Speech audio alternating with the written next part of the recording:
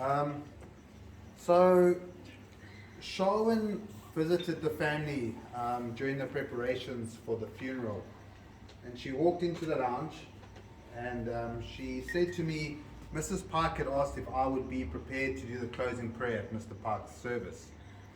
I find myself in many situations where I was spoken to in front of people. As a sports guy at Queen's Junior for the better part of 9 years, I had no choice. But I had never spoken at a funeral before. Although very honoured, I approached the moment with the same candor as I would with a Queen's Selborne derby, and I started the whole thing with a joke. Now that might be odd to some people, but that's not the most bizarre part of the day. I never said Amen after my prayer. Now that was a typical South African playing Australia in the World Cup semi-final. I choked. And was one of those things, and perhaps for everyone that was there, I guess now is the right time to say Amen. So after a few weeks, you can finally open your eyes. I take my hat off to pastors and ministers and those who have found a calling to do as such. Again, although such an honor, it was possibly one of the most difficult things I ever had to do. It got the better of me, and I swore I would never, ever, ever do it again. Where's Julie?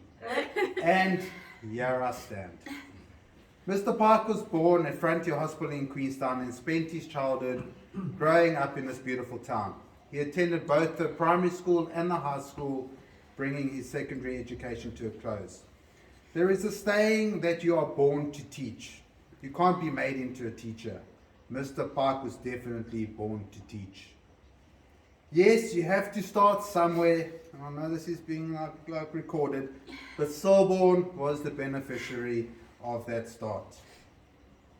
Then there was Qcoba for a few years. And then, like we say to the boys, it's not how you start something, it's how you finish it. And he finished strong at Queen's College Boys Primary School. There is much to say about us here tonight. We have gathered here to remember, to say goodbye, and to honor a devout old boy.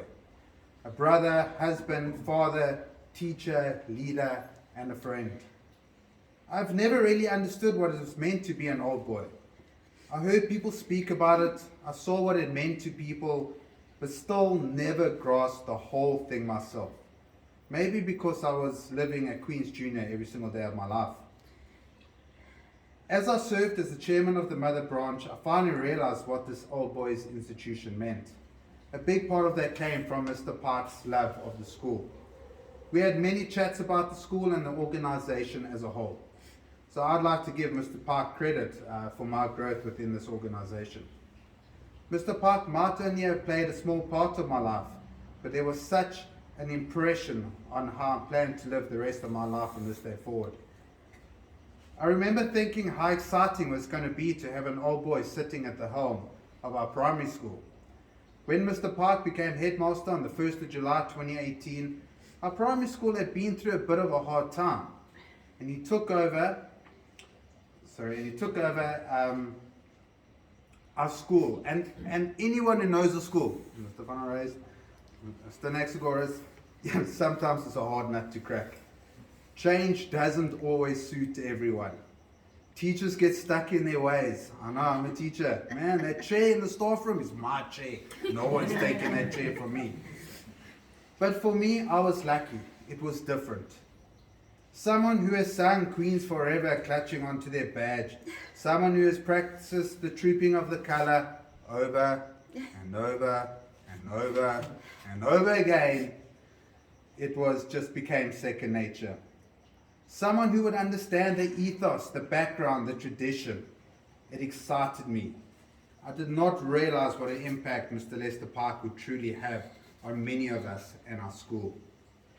As an old boy myself, one of the greatest achievements I could imagine is sitting in the chair of the headmaster of Queen's College Boys Primary School. Mr. Pike's blood ran orange, as does mine, and I can honestly understand how incredibly proud and chuffed he was to be with us. Mr. Pike would often speak of all the homes he lived in as a young boy in Queenstown, one of them being in Honklip Road, where I happened to grow up. He knew the lay of the land and how special it was to be raised in a tight community such as Queenstown. Legs, as he was fondly called, enjoy the game of rugby, as we all do, whether through playing it or being forced upon us, and took much pride in coaching young chaps of the ins and outs of the game.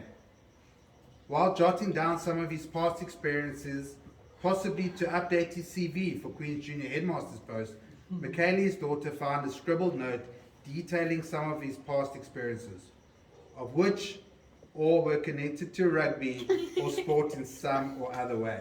He truly was a Queenian. Mr. Pike was never shy of getting his hands dirty.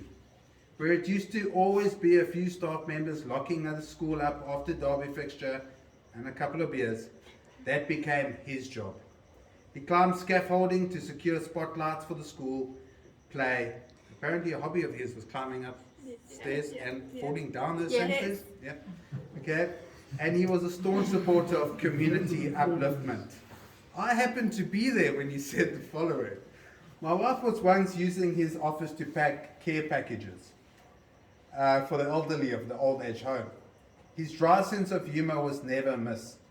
He asked when last she had obtained a count of how many we were catering for, because it is an old age home. I'm fortunate to have had Lester Pike in my life, albeit for a short time. In this short time, he has shown me humility, in that even my opinion can make a difference. The importance of integrity, to stand fast in what I believe in. How to love and to be proud of what I have. Lester Pike had a great life. He did many things he wanted to do, but he left a loving family and loving friends behind.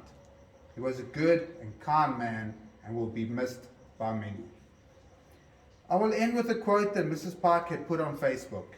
At the end of life, what really matters is not what we bought, but what we built. Not what we got, but what we shared. Not our competence, but our character. Not our success, but our significance. Live a life that matters. Live a life of love. Esi Kwame Fidele.